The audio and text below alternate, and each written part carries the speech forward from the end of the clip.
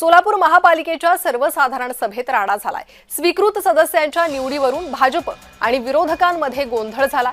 शिवसेना गटनेते अमोल शिंदेंना भाजपच्या 9 पैकी 8 नावांच्या निवडीवर त्यांनी आक्षेप घेतला।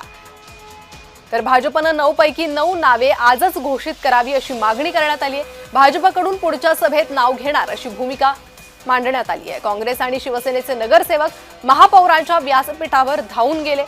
महापौर विनायक कौंड्याल यांनी सभा तहकूब केली। सोलापूर महानगरपालिकेतील हा राडा आहे।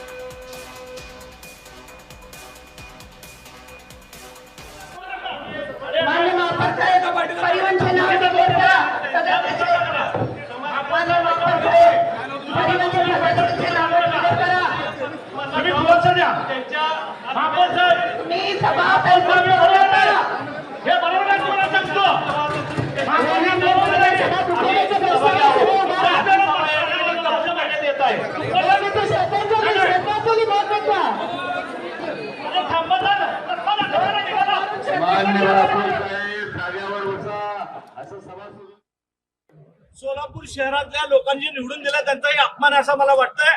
हे सभागृह हे लोक चालू शकत नाहीत।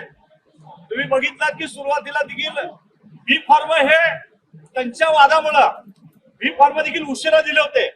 आज देखील त्यांचे नावं न फायनल झाल्यामुळे अर्धा तास उशिरा सभा चालू झाली, तरी देखील यांची नावं पूर्ण आहेत। सभागृहामध्ये 102 नगरसेवक असताना त्यांना ही सभागृह चालवता येत नाही, हे खऱ्या अर्थानं त्यांचा अपयश आहे।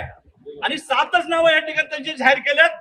या ठिकाणी सर्व पक्ष आम्ही त्यांचा या ठिकाणी